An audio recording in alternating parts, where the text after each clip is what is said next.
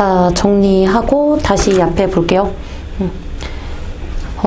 일단 얘들아 10분 넘어가면은 조금 속도 땡기기는 해야 될 거야.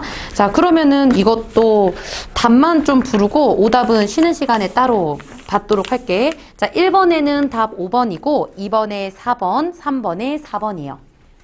5번, 4번, 4번. 그리고 중간 거 뛰어넘고 8번에는 5번, 9번에 4번, 10번에 4번입니다. 일단 이렇게 표시 좀 해주고. 얘들아, 그리고 다음 시간에도 똑같이 화작 문제풀이 먼저 할 거니까 혹시나 내가 뭐 7분 때 끝나서 시간이 많이 남으면 혹시나 내가 문법을 선택했다. 그러면은 문법 문제도 한번 쓱 훑어보시고요. 그리고 화작을 선택했다. 4번에서 7번도 살짝 보기는 좀 해줘. 시간을 조금 아끼면서 가보도록 할게요. 자, 그러면은 요까지는 됐고 얘들아, 우리 오늘 수업으로 넘어가 보도록 할게. 오늘은 현대시부터 한번 볼 겁니다. 자, 그리고 얘들아, 오늘은 조금 지난 시간에 쌤이 얘기했던 거랑 다른 방향으로 갈 건데 왜 그러냐면 지난 시간에 쌤이 현대시 볼 때는 현대시는 뭐 암기할 것보다는 당장 우리가 긍정이나 부정이나 요런 시어를 찾으면서 봐야 되는 게 중요하다고 얘기를 했었어. 근데 오늘 177페이지 한번 펴보시고요. 31에서 34번 이렇게 묶여있는 현대시 두 편을 보니까 일단 가작품이 백석에 흰 바람벽이 있어 라는 작품이네. 그리고 이 작품은 너무 중요해. 그래서 별표 좀 쳐주시고요. 지난주에 말한 거랑 조금 다르게 이거는 내신형처럼 조금 꼼꼼하게 가보도록 할게. 그리고 뒤에 있는 코씨는 그냥 대강 읽으면서 어떤 내용인지만 파악을 할 겁니다. 그래서 이 작품이 매우 오늘 중요한 작품이라는 거 생각을 하시고, 그리고 이것도 한번 들어가 보도록 할게. 자, 그러면 34번에 있는 보기 한번 가보자. 얘들아, 34번입니다. 자, 그러면 읽어보면서 갈게. 자, 먼저 시적 인지의 대상들은 일단 말부터가 어려운데 시에서 인지하는 혹은 파악하는 대상들은 시공간이나 시적 상황, 감각, 이미지 이런 것들이 있대. 그리고 이런 것들로 형상화가 되는데, 자, 이런 범주 내에서 시적 대상들을 요거는 밑줄 하나 그어줘. 병치시키는 대위 구조. 자, 그러면 일단 너네들이 이거 읽었을 때 대위 구조가 뭔지는 모르지만 얘를 수식해주는 말로 봤을 때 병치시키는 이라는 말이 뭔지는 좀 알아야 돼. 그리고 모른다면 외우세요. 나란히라는 뜻이야. 그래서 어쨌든 어떤 상황이나 혹은 감각들을 나란히 둘 거래요. 자, 그리고 나서 이런 방식으로 정서를 효과적으로 드러낼 수 있대. 자, 그리고 또 주제의식을 형상화하는 과정에서 우리 가작품, 중요하다고 했던 요 작품에서는 늙은 어머니와 사랑하는 사람이라는 걸 나란히 둘 거고요. 그리고 나 작품에서는 가을과 여름이라는 계절을 나란히 둘 거래. 되겠지? 그럼 요 시어가 나왔을 때 체크해두고 꼼꼼하게 보면 되겠네. 자, 그러면 이제 앞으로 한번 가볼게요. 그리고 아까 말한 것처럼 요거는 얘들아 구체적으로 보고 복습 좀 제발 해줘. 교과서에 실려있는 만큼 중요한 작품입니다. 자, 그러면 바로 한번 가보도록 할게. 흰 바람벽이 있어. 읽어볼게요. 자, 오늘 저녁 일단 벌써 우리한테 주고 있는 정보는 시간적 배경 맞지? 그치? 그리고 이 좁다란 방 공간적 배경도 주네요. 시공간적 배경을 앞에서 때리고 시작하네. 시공간적 배경. 인출만 될 수 있으면 돼. 자, 이 방에 흰 바람벽에 어쩐지 쓸쓸한 것만이 오고 간대. 우리 쓸쓸한 애다가 물결 밑줄 해야 되는 거 맞지? 안녕. 왜 물결 밑줄 해야 되냐? 우리 지난 시간에도 매우 강조했었잖아. 우리 쓸쓸하다는 인간의 뭐기 때문에. 감정이지, 그렇지. 그래서 우리 쓸쓸한 물결 밑줄 해놓고 밑에다가 감정 직접 제시 혹은 직접까지 좀 써줘. 감정 직접. 그러니까 이거를 주는 게 굉장히 중요한 게 이제 앞으로 이 작품은 되게 쓸쓸한 분위기를 가지고 가게 될 거라는 거겠지. 자, 그리고 이 흰 바람벽엔 희미한 15촉의 전등이 있대. 그럼 일단 15촉이 뭔지는 모르겠지만 전등 자체가 희미하대요. 그럼 분위기가 좀 어두워지는 것도 맞지? 그리고 조금만 더 깊게 가면 가난한 상황이란 것도 알 수 있어. 됐죠? LED 등 같은 거 못 쓰는. 자, 그리고 뒤에가 더 중요하네. 전등이 지친 불빛을 내어 던진대. 일단 표현 기법은 전등이 지친 불빛을 내어 던져. 의인법이지 얘들아. 의인법. 의인. 요거는 좀 깊게 갈게. 모의고사형은 아니지만 중요한 작품이니까 깊게 갈게요. 자, 일단 의인법 알 수 있고, 그리고 두 번째 전등이 지쳤대. 애들아, 사실 지금 지친 거 누군데? 화자겠지. 어떻게 알아? 아까 쓸쓸하다 그랬고 그 다음에 또 희미하다, 가난하다고 했으니까 상황이 안 좋은 건 나일 수밖에 없어. 그럼 내가 지친 걸 가지고 전등한테 지쳤다고 했네? 내 감정을 집어넣은 거잖아. 그래서 이때 전등의 기능이 객상이라는 것도 알 수 있겠네. 객관적 상관물이라고 해서 자연물을 통해서 나의 상황이나 감정을 드러내고 있대. 자, 그 다음에 이렇게 지친 불빛을 내어던져 계속 생각해야 되는 건 이 사람 되게 우울하고 있구나. 그 다음 때 묻은 다 낡은 무명 셔츠, 이거 위에 거랑 똑같은 말이지. 되게 가난하고 힘들게 살아가고 있는데 이 무명 셔츠가 어두운 그림자를 또 이렇게 막 불러일으키고 또 암울한 느낌을 주고, 그 다음 그리고 또 달디단 따끈한 감주나 한 잔 먹고 싶다라고 생각하는 어떤 가지가지 외로운 생각이 헤매이고 있대. 자, 그러면 외로운에다가 다시 한번 쌤이 표시를 해놓은 이유는 위에 있는 쓸쓸한이랑 똑같지. 감정 직접 제시해서 만약에 모의고사에서 너네들이 이걸 만났으면 이 사람은 지금 쓸쓸하고 외롭구나. 여기까지만 캐치를 해주면 돼. 근데 조금만 깊게 들어가 보면 일단 감각이 되게 다양하게 나와요. 일단 우리 달디단 미각, 그 다음에 따끈한 촉각, 이런 거, 그 다음에 어두운 시각. 그래서 다양한 감각들이 계속 나타나고 있다는 것도 이 작품의 특징이 될 거고, 그리고 조금만 더 깊게 가면 지금 이렇게 부정적인 상황 속에서 얘가 소망하고 있는 게 뭐 되게 맛있는 감주, 단술 하나만 좀 먹고 싶대. 그러면 이 소망이 되게 커, 작아? 지금 안 좋은 상황에서 따뜻한 차 한 잔 마시고 싶다. 큰 소망이야, 작은 소망이야? 작은 소망이지. 그렇지. 그래서 이 사람은 지금 되게 소박한 소망만을 꿈꿀 정도로 되게 큰 거를 이루고자 하는 그 정도의 의지는 또 없는 것처럼 보여지는 것까지도 갈 수 있을 거야. 됐지? 자, 이런 것까지 들어가기 싫으면 크게 가세요. 쓸쓸하고 외로운 사람이다. 자, 그리고 넘어가 볼게. 그런데에다가 우리 동그라미 3번 정도 쳐주시고요. 일단 시 자체에서 그런데라는 말이 잘 안 나와. 그리고 시가 아닌 비문학에서 만나든지 간에 그런데가 나오면 내용이 바뀔 겁니다. 여기서도 똑같아요. 시상전환이지, 시상전환. 그리고 시에서 이런 표현이 잘 안 쓰였다는 건 이게 쓰였을 때 좀 집중을 해달라는 얘기겠지. 자, 내가 외로운 건 알겠는데 그런데 이것은 또 어찌된 일인가? 이 흰 바람벽에 내 가난한 늙은 어머니가 있대. 그럼 늙은 어머니에다가 네모 쳐야겠네. 왜냐면 보기에서 병치시킨 것 중에 하나가 나왔잖아. 엄마를 일단 떠올렸어. 그리고 내 가난한 늙은 어머니가 이렇게 시퍼러둥둥한 이 추운 날인데 차디찬 물에 손은 담그고 무랑 배추랑을 씻고 있대. 됐지? 자, 그러면 요것도 크게 한번 가볼게. 우리 늙은 어머니를 떠올리고 있잖아. 근데 어머니의 상태가 일단 긍정, 부정. 어머니가 막 되게 평화로운 모습이야? 그거 아니잖아. 그치? 그리고 일을 하고 있는 거 보니까 옆에다 고단함 이 정도는 끄집어낼 수 있어야지. 어머니가 힘들게 살아가고 있는 그런 모습을 끄집어내 주시고요. 그리고 조금만 더 디테일로 간다면 요것도 하나 체크 좀 하고 갈게. 시퍼러둥둥하다. 아까 우리가 감각을 찾은 김에 시퍼러둥둥하다는 시각 맞지? 그치? 그리고 우리 춥다라는 건 촉각 맞지? 근데 얘들은 아까 그냥 나열된 감각이랑 다르게 이런 추운 것이 마치 시퍼러둥둥하니 보이는 것처럼 표현을 하고 있네. 그쵸? 공감각적 심상이라는 것도 확인할 수 있다. 감각의 전이가 나타나기도 하네. 근데 만약에 나 이렇게 디테일로 가기 싫어 크게 본다면 어머니를 일단 떠올리고 난 뒤에 엄마는 힘들게 살아갔다. 이 정도. 이렇게 정리를 하시고요. 자, 그리고 또 넘어가 볼게.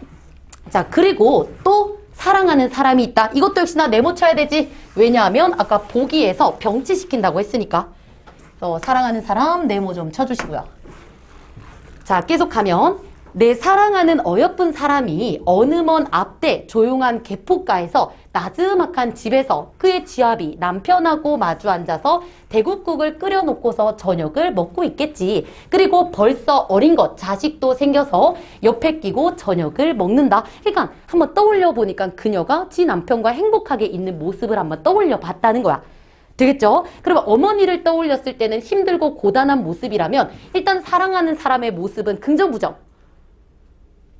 가족이랑 같이 밥 먹고 애기도 옆에 끼고 있어. 그럼 아까보다는 뭔가 긍정적인 느낌을 주는 거지. 그래서 정확한 단어로 얘기하면 뭔가 단란하고 혹은 좀 따뜻하고 그리고 또 평화로운 그런 가족의 모습을 같이 이어서 생각을 하고 있네.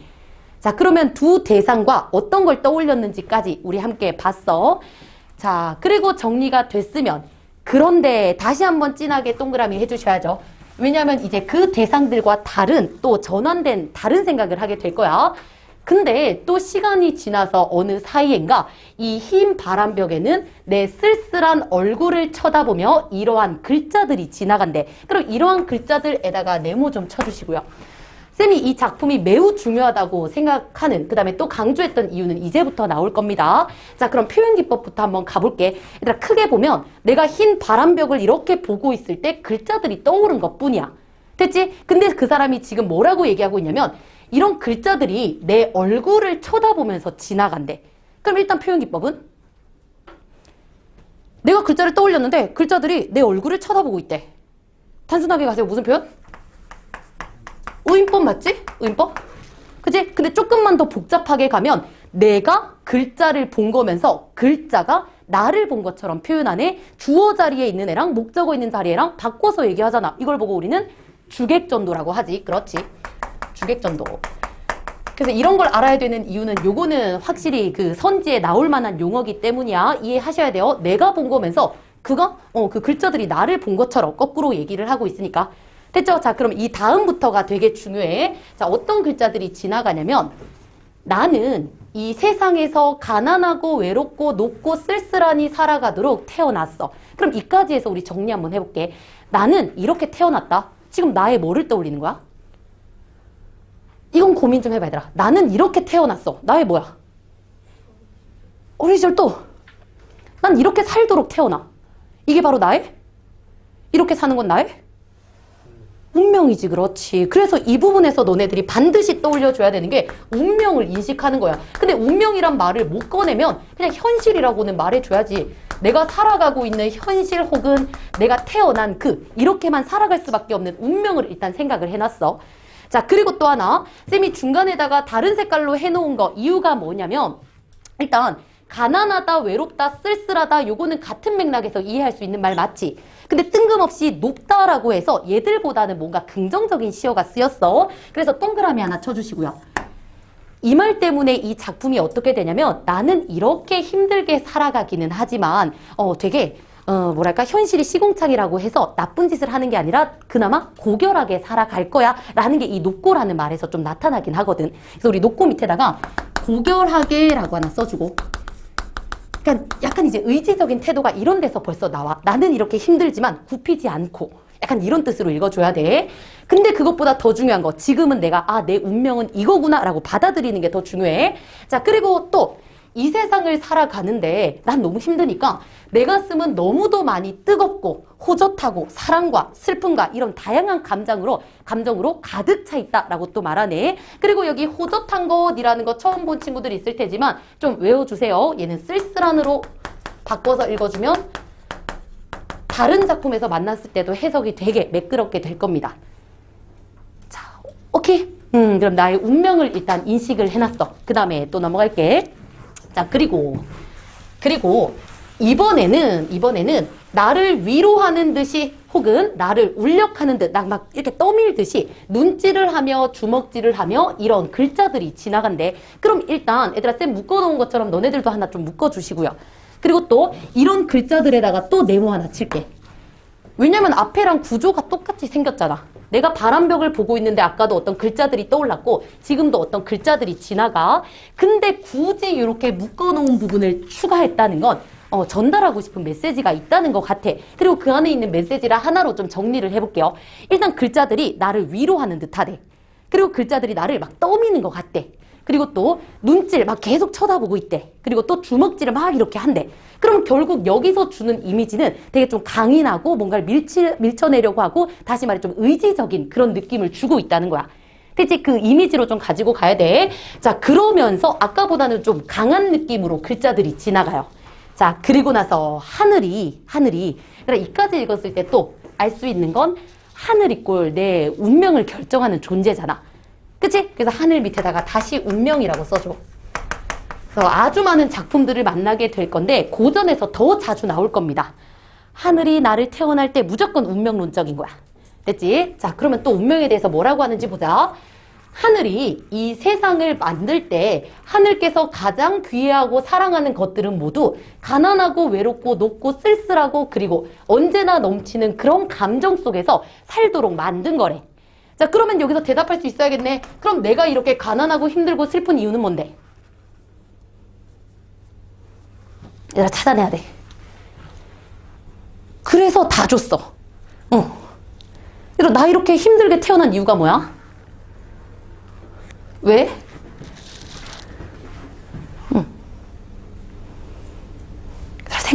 생각해야 돼. 생각. 봐봐.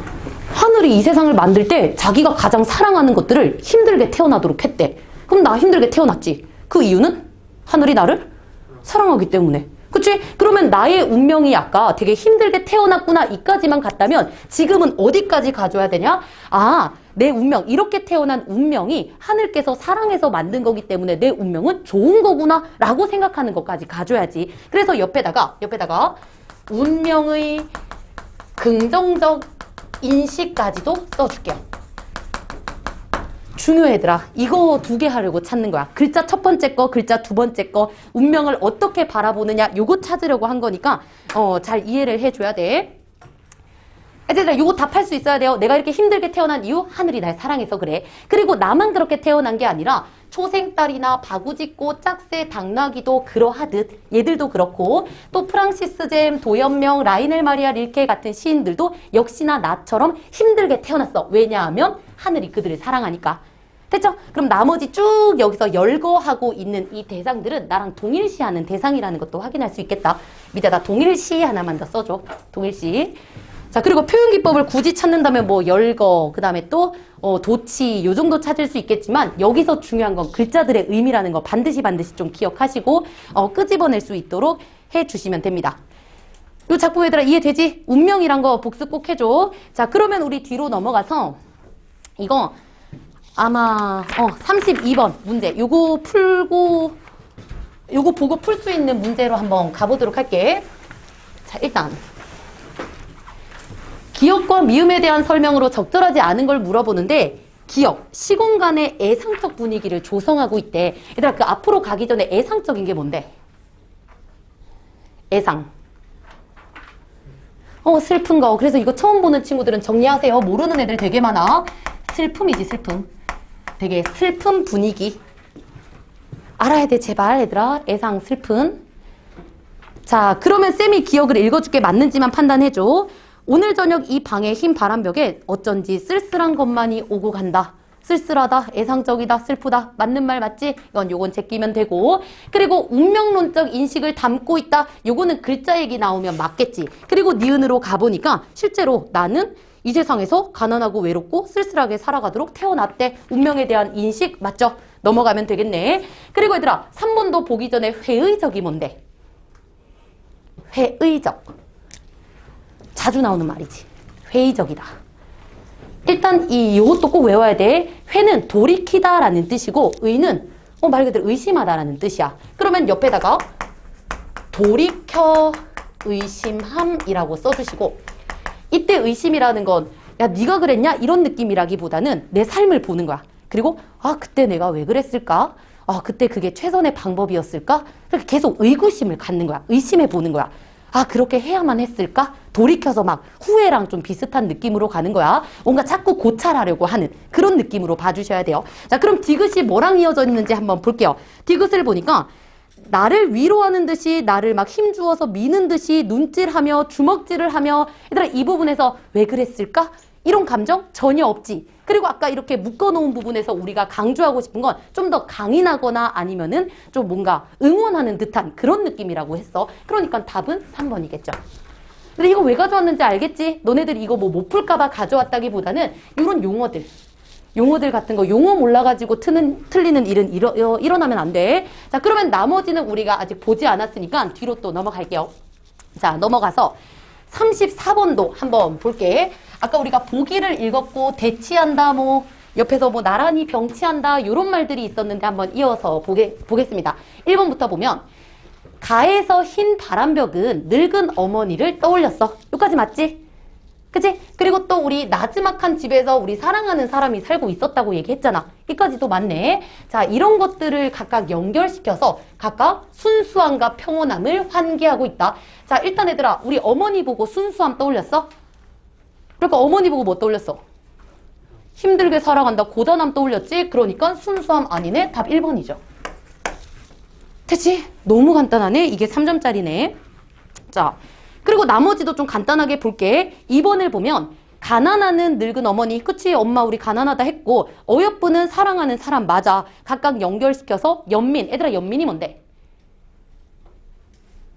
연민이 뭐야? 측은지심, 다시 말해 안타까움, 그치? 동정심 같은 거 해서 어머니 고단하니까 연민 느낄 수 있고, 연정은 사랑해요. 알겠죠?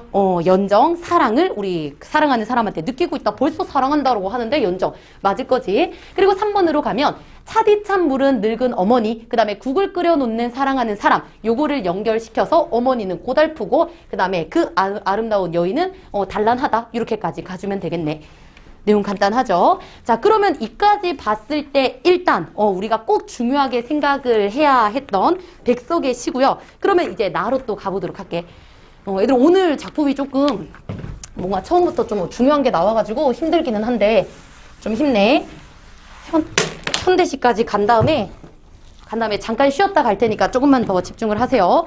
자, 그럼 나 작품도 한번 가보도록 할게요. 근데 이것도 얘들아 꼼꼼하게 외울 건 없는데 내가 현대시를 많이 틀린다면 아마 요래서 틀릴 거야. 여기서는 되게 짧게 하나, 둘, 셋, 넷, 다섯, 5연밖에 없고요. 각각의 줄도 3줄, 4줄밖에 없을 거야. 근데 얘가 전달하고 있는 뜻을 못 찾아. 그 이유는 주는 힌트를 너네들이 못 받아먹거든. 그래서 그거가 어디서 나타나는지 쌤이랑 한번 같이 가보자. 자, 일단 제일 처음 가을날. 얘들아 네모 쳐줘. 왜냐면 보기에서 가을하고 여름이 또 나란히 나온다며. 그럼 가을과 여름의 의미를 찾아주는 게 중요하지. 자, 일단 가을날에다가 네모 치시고요. 이 가을날 빈손에 받아든 작은 꽃씨 하나. 그럼 내가 꽃씨를 지금 손에 잡고 있다는 것도 확인할 수 있겠다. 대상이네. 자, 그럼 얘들아 맥락으로 봤을 때 이 꽃이 좋은 거야, 나쁜 거야? 찾을 수 있어야 돼. 좋은 거라면 근거는? 빈손 아무것도 없는 손에다가 그냥 올려놨어. 근데 그냥 올려놨다는 것만 알려주잖아, 빈손은. 근데 뭐 때문에 이게 긍정적인 감정이란 거 알 수 있어? 올려놨는 나의 태도 어디서 드러나? 여기. 그래서 우리 느낌표 밑에다가 영탄적이라고 써주시고요. 뭔가에 감탄하고 있잖아, 얘들아. 빈손에 이 꽃씨를 받아들였는데 너무 어떤 그 감탄을 탁 드러냈어. 됐지? 자, 그리고 나서 그 숱한 잎이며 꽃이며 그 다음 찬란한 빛깔이 사라진 다음에 오직 한 알의 작은 꽃씨 속에 모여든 가을이래. 자, 그러면 이것도 있는 정보 그대로 읽으면 이 꽃씨 안에 옛날에 이파리도 있었고 꽃도 있었고 찬란한 빛깔을 이렇게 보이다가 결국 얘가 꽃씨가 되었다는 거네. 됐죠? 이런 과정을 통해서 꽃씨가 됐어. 그리고 나서 이때 가을의 의미를 우리가 좀 찾아보자. 그러니까 보통 우리 시를 읽었을 때 가을이 환기하는 그 이미지가 뭐였지? 하필 가을인 이유들이 뭐야? 어떤 분위기를 만들려고? 가을. 다 떨어지니까? 쓸쓸함이라는 거를 보통은 불러일으킬 거야. 근데 지금 이까지 읽었을 때 가을 쓸쓸하다고 하면 돼, 안 돼? 돼, 안 돼? 안 됩니다. 안 되지, 그치? 안 되지. 왜냐면은 부정적인 분위기가 하나도 안 나와. 됐지? 그러면은 여기서 또 하나 우리가 환기시켜야 되는 그 가을의 이미지가 뭐냐면 가을이네. 뭔가가 다 사라진 다음에 그 과정 속에서 마지막에 결실을 얻어. 다시 말해 또 뭔가가 성숙하는 계절이다 라는 것도 같이 좀 불러일으켜주면 좋다고. 정해져 있으니까 항상 그 상징적 의미가. 자, 그래서 결국 이 두 번째 연에서 찾아줘야 되는 건 이 꽃씨 안에서는 그간의 과정들이 전부 다 들어가 있다라고 얘기를 하는 거래. 그래서 영탄법으로 나타냈겠지. 자, 그 다음에 또 넘어가면 빛나는 여름의 오후. 일단 여름에다가 네모 쳐야 되지. 왜냐면은 보기에서 중요하다고 얘기했으니까. 자, 그리고 그 여름은 가을과 다르게 아직 꽃이 피어있는 계절일 거야. 핏빛 꽃들의 몸부림이며 꽃들이 막 이렇게 펴있는 모습을 의미하나 봐. 그리고 뜨거운 노을의 입김에 여물어서 하나의 무게로 만져지는 것일까 하면서 내가 지금 뭘 만지고 있지, 얘들아? 손에 뭘 만지고 있어? 꽃이, 작은 꽃씨를 만지고 있지? 그러면서, 아, 이런 꽃씨가 하나의 무게로 만져진다라고 말하는 거니까, 무게는 일단 꽃씨를 의미하는 걸 거고, 그리고 이 꽃씨 안에서는 그 여름들이 들어있는 거구나, 라고까지 생각을 하고 있다고요. 오케이. 그래서 아까 쌤이 강조했던 너네들이 이 글을 만약에 실수하고 뭔가를 놓친다면, 일단 내가 빈손에 받아든 거는 꽃씨야. 그리고 만지고 있는 것도 꽃씨야. 그치? 그리고 나서 그 과정이 들어있다고 얘기했는데 그 과정을 또 얘기해줬어. 그러니까 계속 내가 꽃씨를 들고 있다라는 거를 생각해주고 있으면 된다는 거. 자, 그리고 나서 넘어갈게요. 비애의 껍질을, 비애는 뭐 슬픔이란 뜻인데 만약에 우리가 모르고 그냥 읽는다고 쳐보자. 비애의 껍질을 모아서 불태워버리면 갑자기 뜰이 넓어가는 가을날이야. 그럼 이때 또 그냥 어떤 가을날이라고만 생각을 할게. 그리고 내 마음 어느 깊이에서도 고이 여물어가는 빛나는 외로움. 자, 그러면 일단 표시 좀 해줘. 에서도랑 여물어에다가 표시 좀 해주시고요. 일단 여기서도 너네들한테 던져주는 힌트가 있어. 그러니까 얘들아, 어디에서도라는 거는 이미 한번 나온 적 있다는 거지. 그치? 뭐뭐에서도. 그리고 여물다라는 말이 아까 또 나왔었어. 그러면은 여기서도 여물고 있다라는 건 아까 그 여물었던 걸로 한번 갔다 오라는 얘기인 것 같아. 그래서 이쪽으로 다시 와 보니까 이런 여름의 과정들이 여물어서 꽃씨가 됐대. 그치? 그래서 아까 쌤이 여기서 캐치해야 되는 두 번째 말이 뭐였냐면은 여물다란 말이 여기서 쓰였고 뒤에 또 여물다라는 말이 나왔으니까 아, 이런 것들이 여물어서 꽃씨가 되듯이 그 다음에 또 뒤로 가보면 내 마음도 역시나 여물어서 뭔가를 만들었다. 이렇게까지 해석을 해주면 된다고. 그치? 그리고 더 간단하게 얘기하면 꽃씨는 아까 그 과정을 거쳐서 만들어진 결실이라고 했어. 근데 내 마음도 뭔가 여물어서 뭔가가 됐대. 그럼 내 마음도 역시나 결실을 이룬다. 이렇게 그냥 해석을 해주면 된다고요. 오케이? 그래서 여기서 아까 쌤이 표시해준 그 부분들만 파악을 하면 이 얘기는 아, 마음속도 마음에서도 뭔가 성숙을 이루고 있고 꽃이도 성숙을 이루었다. 이런 걸로 그냥 정리가 돼버려요. 자, 그리고 나서 이거는 크게 중요한 건 아니지만 빛나는 외로움, 이것도 역설법이라는 건 알 수 있지? 외로움이 어떻게 빛나겠어? 근데 지금 여기선 크게 중요한 건 아니야. 자, 그리고 오늘은 한 알의 꽃씨를 골랐어. 그 성숙과 결실이 담겨있는 얘를 골라 긴 기다림의 창변에 화려한 어젯날의 대화를 묻는다. 쉽게 얘기할까? 그 꽃씨 보면서 과거를 떠올린다 하고 그냥 끝이네. 오케이? 그럼 요거를 쌤이 이렇게 해야 열을 내면서 했던 이유를 꼭 기억해줘야 돼. 그냥 쭉 읽으면 꽃씨 뭐 어쩌라고 이렇게 되겠지만 여기서 주어지는 정보들, 여물다, 그 다음에 또 위에서 얘기했었던 그런 우리 뭔가 손에 들고 있는 게 뭔지 이런 주어진 정보만 찾더라도 결국 말하고 싶은 것들이 쉽게 나온다고요. 아시죠? 현대시 자주 틀리는 친구들은 혹시나 너무 대충 읽어서 틀리는 건 아닌지 좀 고민 좀 해봐야 돼. 주어진 정보들을 좀 잘 쓸 수 있도록 하시면 됩니다. 자, 그러면 얘들아 문제까지만 좀 확인을 하고 쉬었다가 갈 테니까 정신 좀 챙기고 32번과 34번은 우리가 아까 풀기는 했지만 너네들이 다시 한번 나중에 문제 풀면서 나머지 선지들이 왜 맞는지는 판단을 해주면 돼. 자, 그리고 이제 33번이 아니라 얘들아 31번으로 갈게요. 31번. 자, 여기서도 이것도 가지고 온 이유 알겠지? 정말 너네들이 아냐보다는 이런 표현들을 너네들이 잘 이해하고 있는지 이런 걸 보려고 가지고 왔어. 자, 그러면 일단 1번 명사로 시행을 종결하여 시적 여운을 주고 있다라고 하는데 명사로 시행을 종결했다는 얘기는 끝에 서술어가 없다는 얘기겠지. 서술어가 없는 거. 그리고 그 예시를 찾아보니까 나에서 환장하게 나와. 벌써 두 번째 줄에도 꽃이 한 알 하고 끝나잖아. 원래 같았으면 한 알이 있다라고 나와야 되는 건데. 자, 그리고 2번이 아니라 이것도 4번이네. 4번. 그리고 아까 쌤이랑 주객전도 얘기했지? 주어랑 목적어가 바뀐 거. 내가 글씨 본 거면서 글씨가 나를 본 것처럼 표현하는 거. 그래서 요 설명은 가밖에 해당 안 되니까 제끼면 될 거고. 그리고 우리 마지막 5번은 다른 말로도 바꿔줄 수 있어야 되지 얘들아. 추상적 대상을 감각적으로 형상화했다는 건 똑같은 말. 추상적인 관념을 구체화하고 있다. 요 말이랑도 바꿔줘야 되지. 쌤 이제 앞으로 추상적 관념 구체화는 추간구라고 줄여서 할게. 그리고 요 개념은 선지에도 많이 볼 수 있는 거니까 정확하게 이해를 좀 하고 가자. 일단 우리 추상적 대상이나 관념은 눈에 보이는 거 안 보이는 거? 안 보이는 거, 그치? 열정, 질투, 사랑 요런 것들을 의미하는 거고, 그럼 구체화시킨다는 건 눈에 안 보이는 것을 보이게 하는 거겠지. 됐지? 그래서 추간구라는 게 눈에 보이지 않는 걸 보이게 하는 거. 그래서 요거 작품에서 한번 찾아보면 일단 가 작품 볼게요. 가에서 이런 부분이 있었어. 내 가슴은 사랑으로 가득 차 있다. 그럼 얘들아, 가득 차 있는 건 보이는 거 맞지? 그치? 근데 사랑이란 건 보이지 않는다며. 그럼 눈에 보이지 않는 사랑을 가득 찼다라는 걸로 보이게 만든 거니까 추간구 맞지?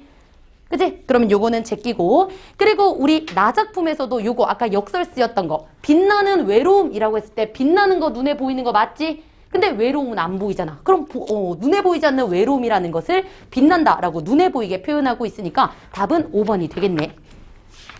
오케이, 그래서 추간구는 많이 연습을 좀 해주시면 됩니다. 자, 그러면은 우리 잠깐만 쉬었다가 오늘 소설하고 고전 시간까지 갈게. 내가 좀 쉴게요.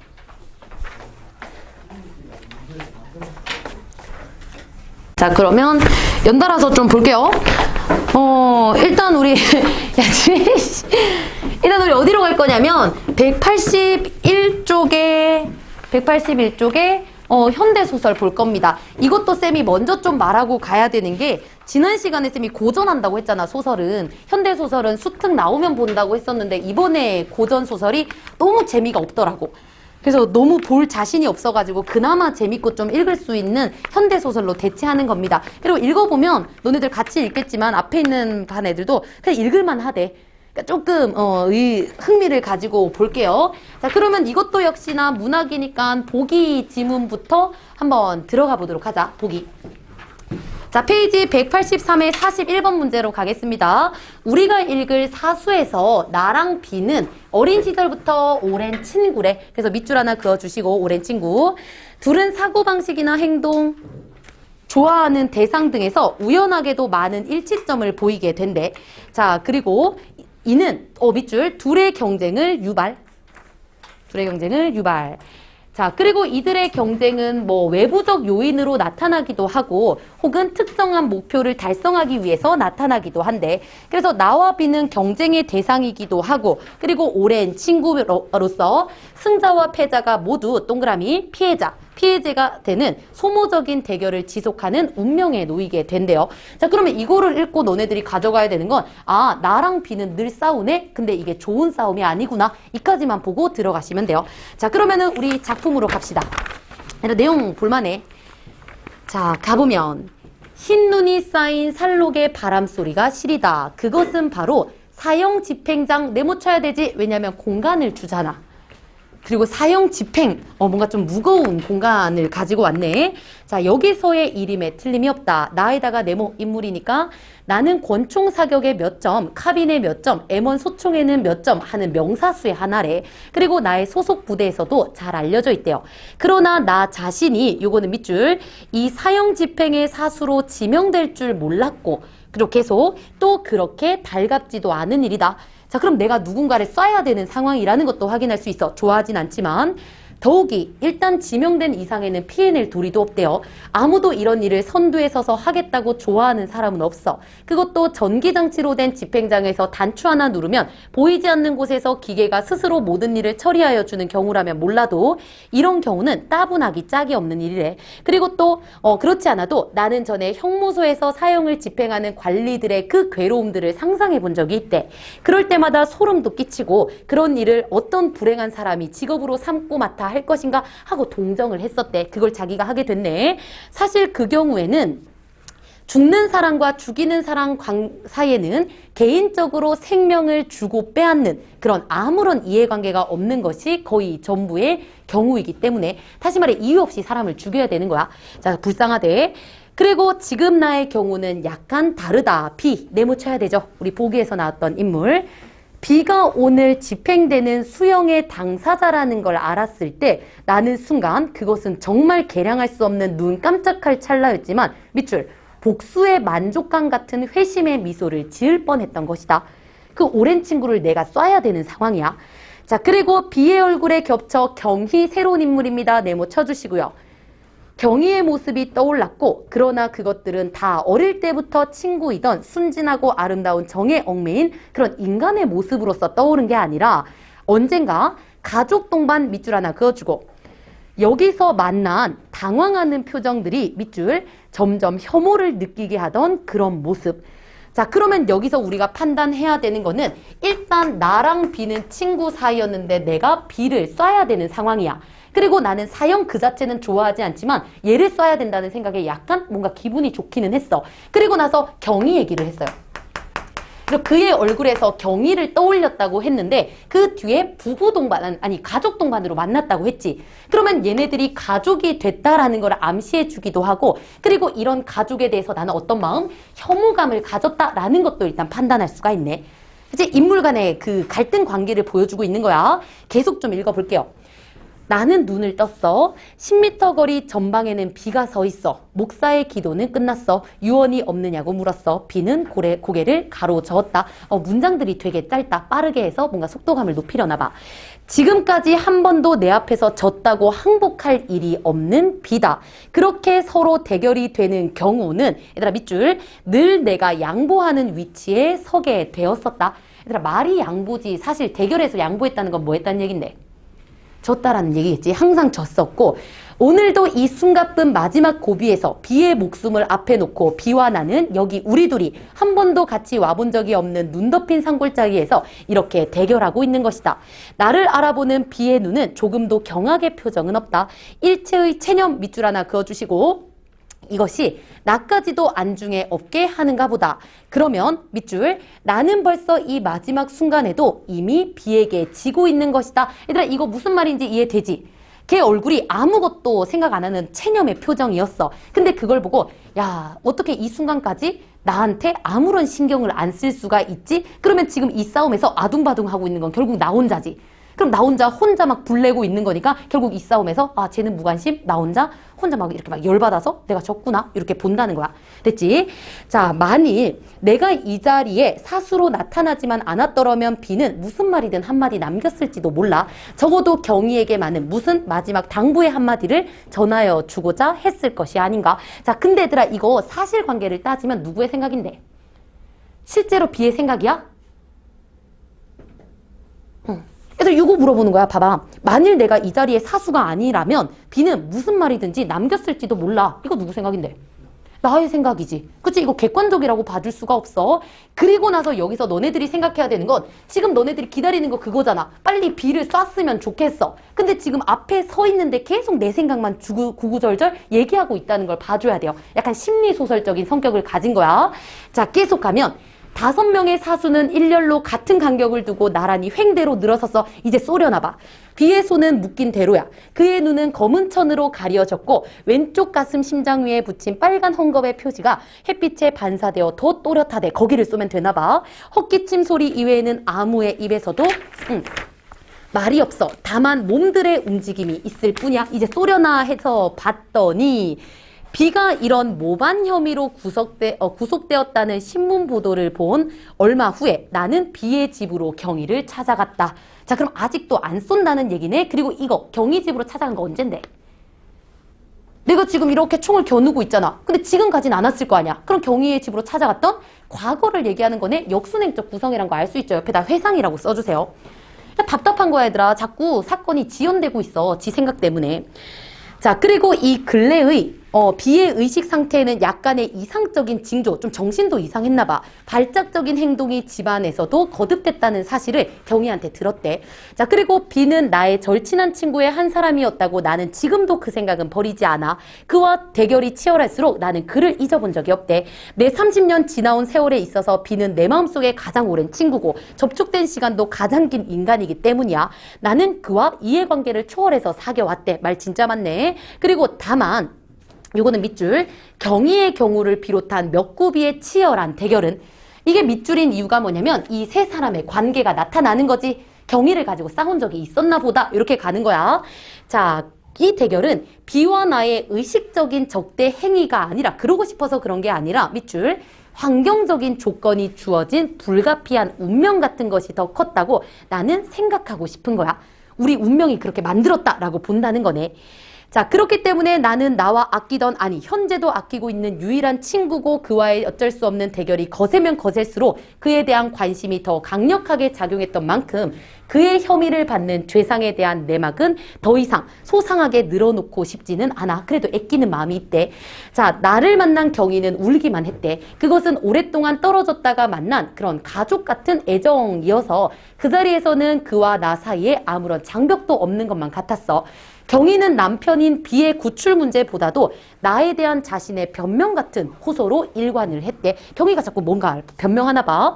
사변, 전쟁통에 나의 행방은 알 길이 없었대. 그리고 수복 후에 우연히 만난 것이 나랑 자기의 과거를 잘 알고 있던 비였기 때문에 나의 생사에 대한 수소문을 서두르는 사이 나의 소식은 없어졌지. 그래서 비와 결혼을 했다는 거래. 나랑 사귀고 있다가 그 친구랑 결혼을 한 거지.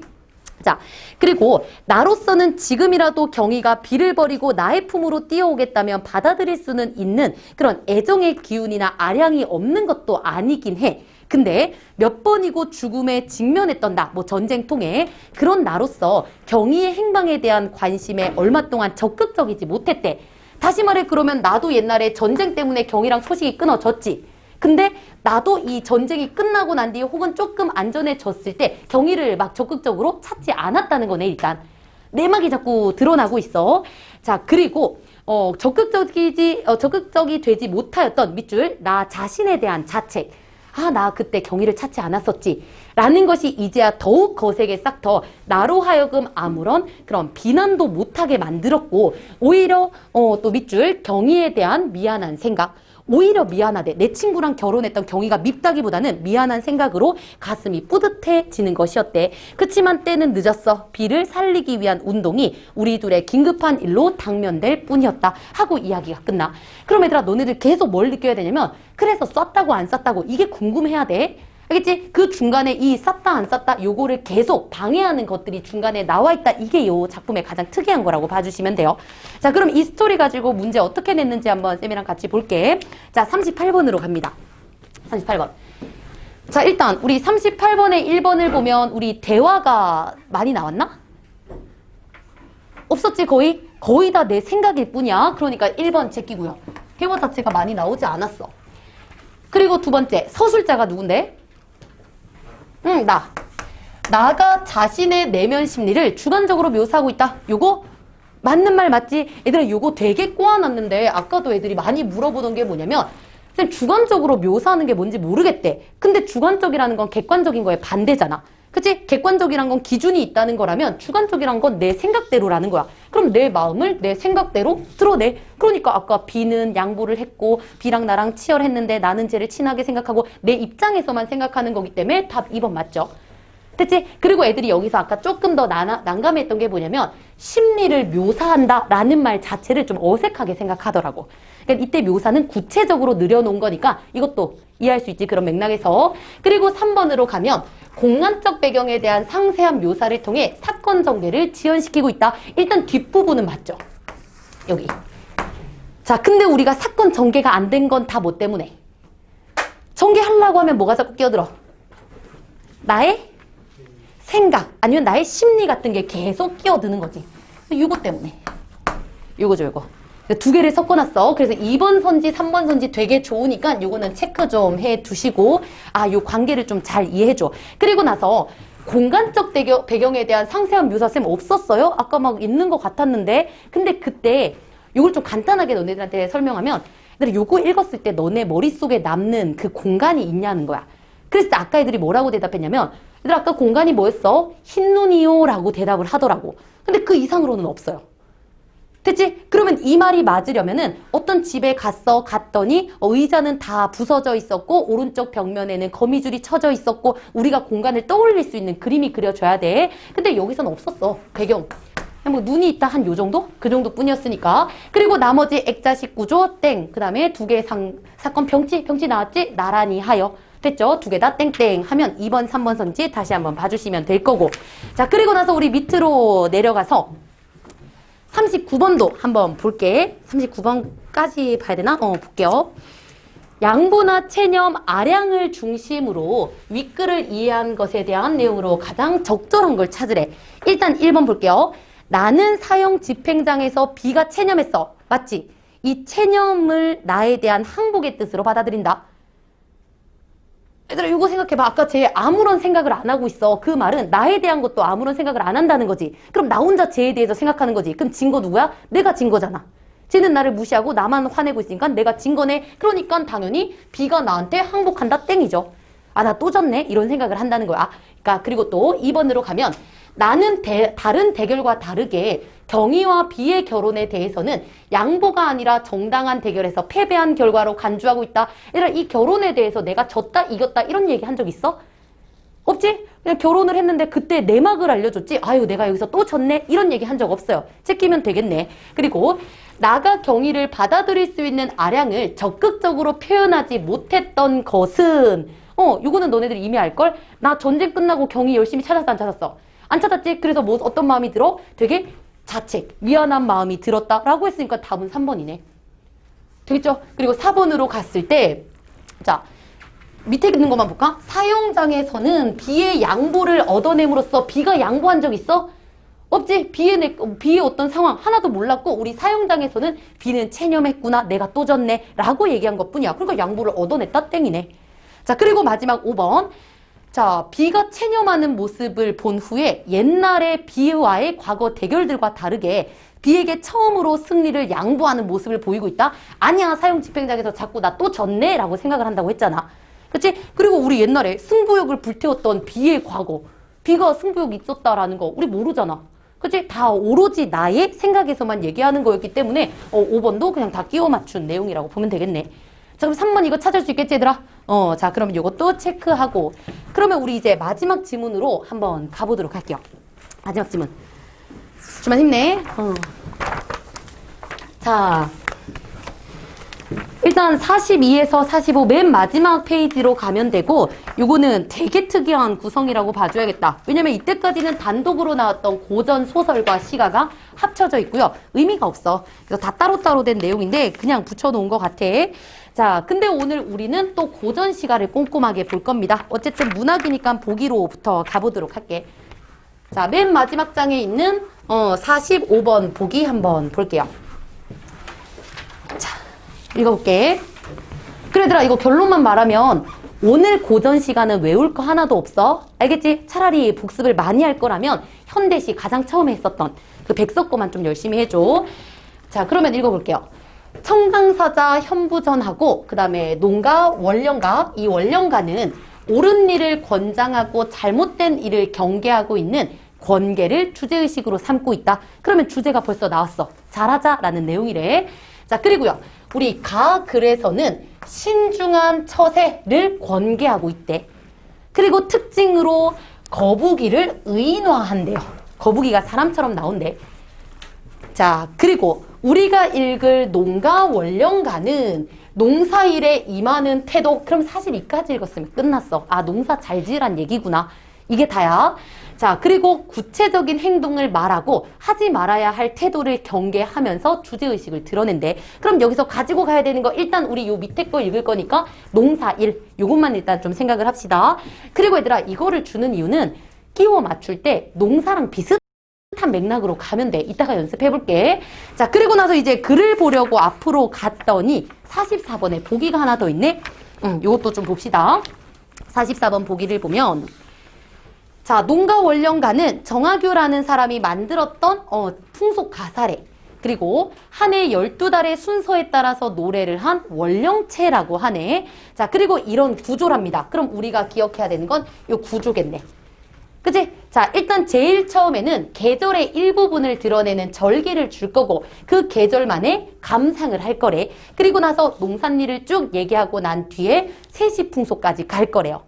됐죠? 이 구조는 까먹으면 안 돼. 왜냐면 너네들이 글을 읽다가 아 이게 뭔 말이야 라고 했을 때 아 농사일이구나. 뭔 말이야 라고 했을 때 아 세시풍속이구나. 이게 큰 틀에서 잡을 수 있는 기준을 준 거기 때문에 자꾸 놓치고 가면 안 됩니다. 자 그러면은 별로 힌트를 얻은 것 같지는 않지만 농사일과 4가지의 구조로 이루어져 있다라는 거 생각하고 작품으로 가볼게. 그래 이게 사실상 마지막 작품이거든. 조금만 더 힘내. 자 그러면 읽어볼게요.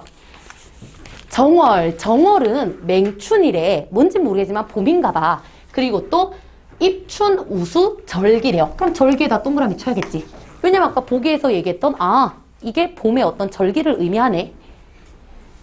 자, 그리고 나서 산중에 간악 빙설은 남았대. 근데 우리 간악은 몰라도 산중은 당연히 알아야 되잖아. 그치? 산에 아직까지 눈은 남아있대요. 겨울의 흔적이 좀 남아있고, 그 다음 평교 광야에, 얘들아 광야 정도는 알아야죠.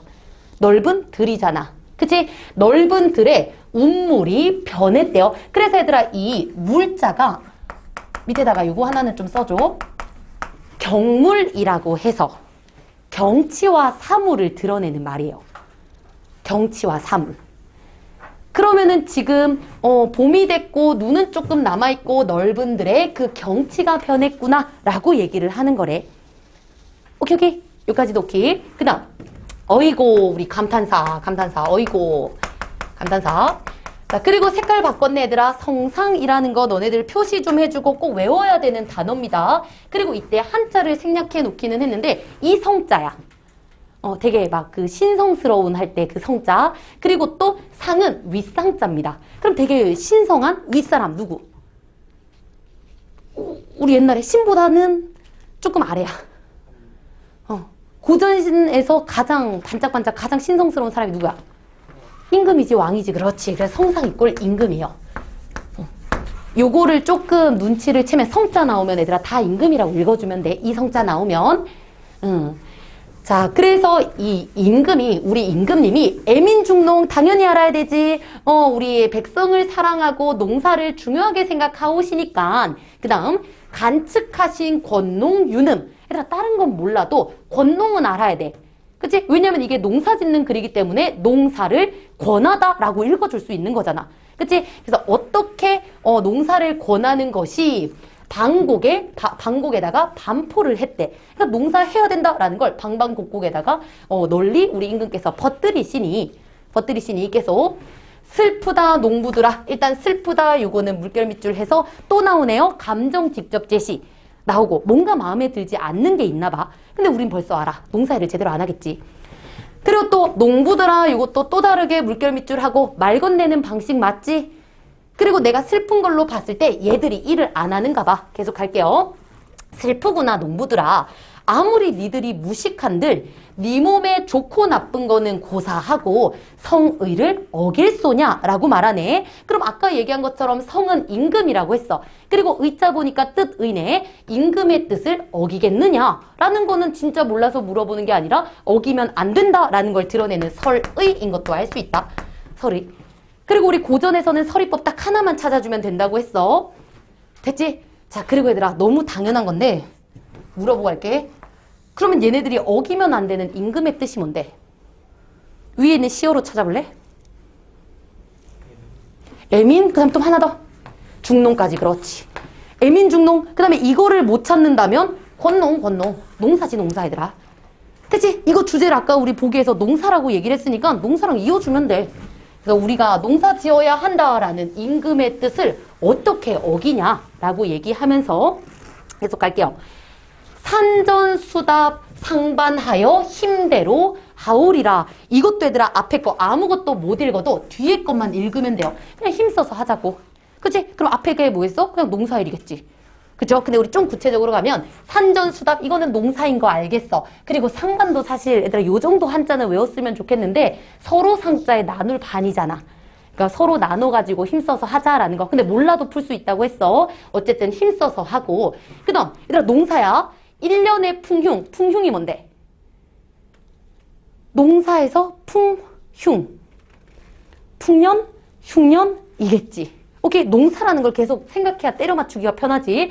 1년 동안 잘 되고 안 되는 건 측량하지는 못하여도 1년, 사람의 힘이 극진하면 하늘의 뭔가는 면할 수가 있대. 그러니까 사람으로서 최선을 다하자라고 말하고 있고, 제각각 권면하다, 권면성실, 성실하게 해서 게을리 굴지 마라. 나머지 못 읽어도 결국 하고 싶은 말은 게으르지 말자. 됐지? 그래서 이제부터 너네들 필기할 게 사라질 거야. 그리고 1년직의 재춘하니 뭔지 모르겠어. 1년 동안 뭔 걸 하니 어떤 일을 미리 하자. 여기서 하고 싶은 말 미리 뭔가를 해야 된다. 됐죠? 계속 갑니다 그냥. 그리고 봄에 만약에 얘들아 요거는 조금 알아두세요. 실시하다라는 말. 이때 실이 그 잃을 실자 요 뜻이거든. 그러니까 때를 놓치다, 때를 잃다라는 뜻이야. 때를 잃다. 시기를 놓치다라는 뜻. 실시하다 할 때 저 실자를 좀 잘 보고 기억해줘. 봄에 만약에 때를 놓치면 그 다음 일이 낭패가 되네. 종력 모르면 안 읽어도 돼. 일이 낭패가 된다. 그러니까 때를 잃으면 안 된다. 그리고 농기를 다스리래. 당연히 농기구겠지. 그리고 또 농우. 얘들아 소자 알아야 되지. 농사 짓는 소를 살펴서 먹여가지고 거름을 재워놓고 한편으로 실어내래. 그리고 또 보리밭에다가 오줌을 치래. 이것도 거름 주는 건가 봐. 그리고 작년보다 힘써 해라. 그래서 나머지 못 읽어도 뭐뭐 해라 보면은 열심히 농사일 해라 라는 것까지도 좀 판단할 수 있겠다. 자, 그리고 한 가지 더 보면 얘들아, 우리 보통의 시에서는 보리밭, 오줌치기, 거름, 그 다음에 소 이런 얘기 잘 안 하지. 그러니까 다시 말해 일상적이고 구체적인 어휘들을 되게 많이 쓴다는 거야. 근데 그것도 어떻게 알아? 우리 아까 보기에서 얘기했거든. 구체적인 행동 뭐 그거를 전달하면서 구체적이다라는 그런 단어를 준 적이 있어. 그러니까 이런 시어 역시도 그렇게 나타나는구나라는 것도 같이 볼 수 있어요. 자, 그리고 또 뒤로 넘어갈게. 야, 농사 짓는 얘기라서 쌤이 이거는 엄청 외우지 말라고 하는 거긴 해요. 자, 그 다음에 또 가면 늙은이는 근력이 없어. 그래서 힘든 일은 하지 못하더라도 낮에는 뭔가를 엮고 밤에는 또 뭔가를 꼬래. 그리고 때를 맞춰서 집을 이어놓으면 큰 근심이 덜어질 거래. 그러니까 늙은이들도 일해라. 그리고 실과나무 어떤 나무에 뭔가를 깎고 가지 사이에 돌도 끼우고 그 다음에 정조날 어떤 날이겠지. 어떤 날에 미명시에 어떤 때에 시험조로 해보자. 뭐 시험식으로 뭔가를 해보래 또. 자, 그 다음 며느리는 잊지 말고 소국주를 미타여라. 그럼 일단 주자가 술주자인 거 알았으면은 뭐 술을 준비해라, 술을 만들어라, 뭐 그런 거겠지. 그치? 그리고 나서 삼춘백화시에 언젠가에 화전 일취하여 보자. 주 밑에 취가 있으면 무조건 취한다라는 뜻이겠지. 그치? 우리 농사 준비하면서 술도 마시고 취하여 보자. 됐죠? 요 정도까지는 끌어낼 수 있잖아. 자, 그리고요. 상원날에 또 어떤 날에 달을 봐서 수완을 안다고 하니. 그러니까 요거는 사실 쌤이 고민을 했거든. 이 수완이란 건 농사랑 연관을 시킬 때 나오는 말이요. 얘가 홍수랑 가뭄이라는 뜻인데 요거를 한 번만 너네들이 옮겨서 쓰거나 이 농사할 때 수완이라는 말을 보면 그 다음 나올 때는 좀 잘 떠올리기는 하더라고. 외우라는 얘기는 아니야. 무튼 어떤 날에 달을 보면은 장마인지 가뭄인지를 잘 알 수 있다고 하니까 노농, 늙은 농사의 징험이라 대강은 짐작할 수 있대. 그래서 이 중간에 거 못 본다 하더라도 달 보고 이런 건지 대강은 짐작할 수 있다. 이렇게 봐주면 돼. 그리고 또 하나, 이게 농사 짓는 말이라고 봤을 때 이것도 우리 때려 맞출 수 있잖아. 봐봐. 늙은 농사꾼의 징험? 내가 알고 있는 말이랑 뭐랑 비슷할까? 농사꾼의 경험? 요 정도로 그냥 읽어주면 돼. 경험이라는 뜻입니다. 그래서 이 경험이라고 경험이랑 이어서 대강은 짐작할 수 있다까지 말하네. 자, 그리고 나서 얘들아 또 넘어가 볼게요. 정조의 세배함은 세배함에다가 밑줄 하나 그어주시고, 그러면 여기서 너네들이 또 생각해야 되는 게 세배한다? 너네들 알고 있는 그 세배가 맞을 거야. 그리고 계속 쌤이 머릿속에 보기를 가지고 있으라고 했던 게 절기 다음에 경치 다음에 농사일 다음에 세시풍속이 나온대. 그러면 세배하는 세시풍속은 설날을 얘기하겠죠. 됐지? 그리고 너네들이 이걸 놓칠까봐 다시 한번 말해줍니다. 풍속이라.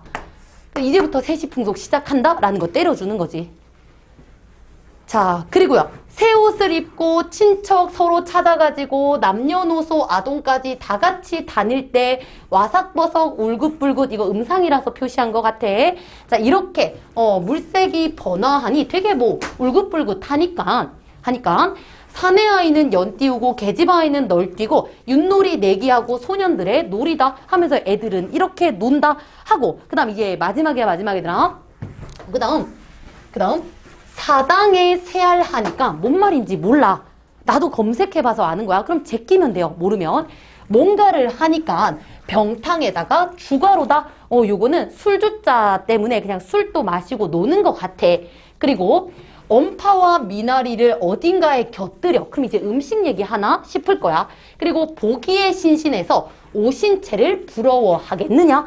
부럽지 않다라는 걸 얘기하는 거겠지. 내가 먹고 있는 게. 그리고 보름날에 약밥을 먹는 거 신라적의 풍속이래. 그리고 묽은 산채를 삶아내니 고기 맛이랑 바꾸겠느냐. 고기보다 지금 먹는 게 더 낫대. 계속 먹는 거 얘기하네 생각하면 되고요.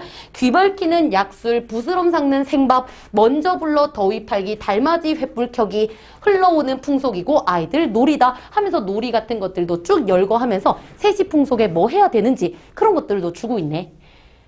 오케이? 그래서 얘들아 어느 순간부터 필기를 안 하게 되는 게 이런 작품들은 거의 꽁으로 주는 거야.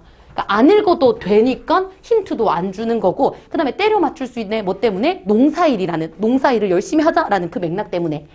되지? 자 그러면 요것도 우리 문제 좀 보고 뒤에 있는 것까지 살짝 보고 난 뒤에 마무리 좀 할게요. 자 먼저 44번으로 갈게 얘들아. 44번. 숨차. 44번.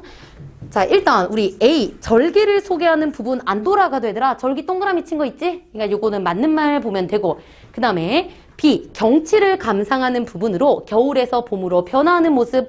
우리 B 보니까 빙설 남았다 변화도다 라는 얘기하는 거 보니까 맞고요. 그 다음에 C 부분은 얘들아 같이 앞으로 좀 가볼게. 어디였냐면 아이고 우리 임금님이 애민중농 해가지고 반포해가지고 너네들 뭐 인력이 극진하면 해가지고 게을리 굴지 마라 이런 얘기를 했네. 자 그랬을 때 C 농사일을 소개하는 부분으로 기후 조건에 따라서 적절하게 농사 계획을 세워야 한다. 얘들아 기후 조건이란 건 예를 들면 비가 올 때, 눈이 올 때, 물이 많을 때, 적을 때 요거 얘기하는 거지. 그런 조건이 있었어 없었어? 없었지. 그럼 답 3번이네. 됐지? 그럼 여기서는 임금의 뜻에 따르자. 이런 내용으로 가야겠죠.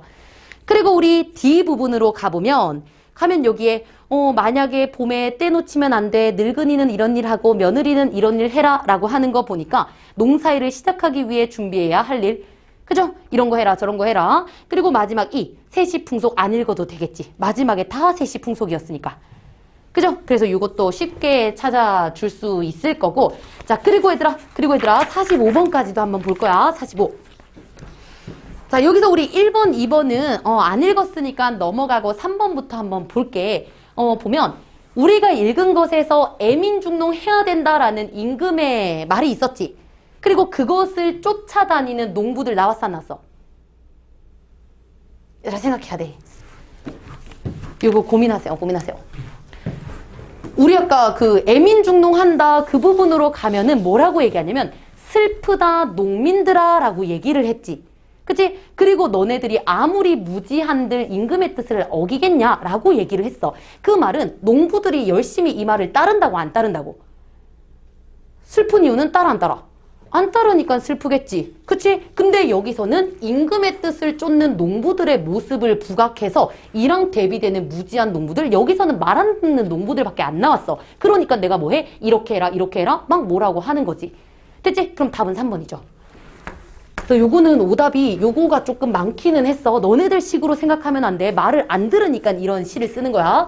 자 그리고 봄에 때를 잃는 상황이 부정적인 결과를 초래할 거다. 그치? 봄에 뭐 실시하면 어떻게 된다? 얘기했던 거. 그리고 노인들이 할 수 있는 구체적인 일, 뭐를 꼬고 뭐를 꽈라 라고 했던 것도 해야 되는 일을 권장하는 거. 되겠죠? 그래서 이것도 이거는 오답이 좀 많았어. 만약에 한 번에 대답을 잘 못했다면 다시 한번 그 부분은 좀 읽어주면 좋아요. 자 그리고 나서 얘들아 오늘 진도는 여기까지기는 한데 너네들이 가서 복습할 때 쌤이 좀 당부하는 것 좀 한 번만 얘기를 하고 마무리를 할게. 자 청강사자 현부전은 우리가 보기에서 잠깐 본 것처럼 거북이를 의인화할 거야. 근데 읽다 보면은 인물들이 어떻게 나오냐면 거북이의 아빠, 아빠의 아빠, 아빠의 아빠, 아빠의 할아버지 계속 나와. 인물들이 엄청 많으니까 다시 읽을 때 너네들이 인물에다가 네모를 좀 쳐줘. 그치? 그리고 그 인물마다 어떤 업적을 했거나 아니면은 어떤 성격을 드러내는지 그거는 좀 표시를 하면서 읽으세요. 그래서 예를 들어 요런 부분이 나와. 그래. 자, 원서가 있다 하면서 원서가 뭐 첫 번째 아들이다 막 요런 식으로 나오거든. 그러면 일단 인물이니까 네모 쳐주시고요. 원서는 사람들한테 삶김을 당했대. 그래서 죽음에 임하여 탄식했는데 뭐라고 했냐면 아이고 나를 택일하지 않아서 다니다가 오늘날 이게 삶겨졌구나. 그러나 남산에 있는 나무를 다 태우더라도 나를 문드러지게 하지는 못할 거야 라고 하였으니 그는 이처럼 되게 강직하였다 라고 나왔어. 그러면은 우리가 너무 많은 사람이 나오니까 원서 네모 쳐놓고 이 사람은 강계한 사람이구나 이런 걸 좀 연결하면서 문제를 풀어보세요. 그러면 되게 어떤 느낌이 드냐면 뭐야 뭐 그냥 약간 그림 맞춰보기 이런 느낌으로 갈 거야. 알겠지? 그냥 쭉 읽으면 절대 기억 못하고 시간을 많이 낭비할 거니까 이런 방법을 좀 써주시면 돼요. 그리고 이 작품에서 결국 얘기하는 게 사시는 이렇게 평한다 라는 부분에서 나올 거거든. 이거는 쌤이 짚어줄게. 결국 주제는 뭐냐면 요거야. 미리 살피고 그 다음에 또 이전에 예방하는 건 힘들어. 그러니까 힘들면 힘들수록 너네들이 조금 더 신경을 써야 된다. 이런 방향으로 갈 겁니다. 그래서 미리 준비하는 거에 대한 중요성을 얘기하는 글이라는 것까지 확인을 하고 이렇게 오늘 수업은 또 마무리해 보도록 할게.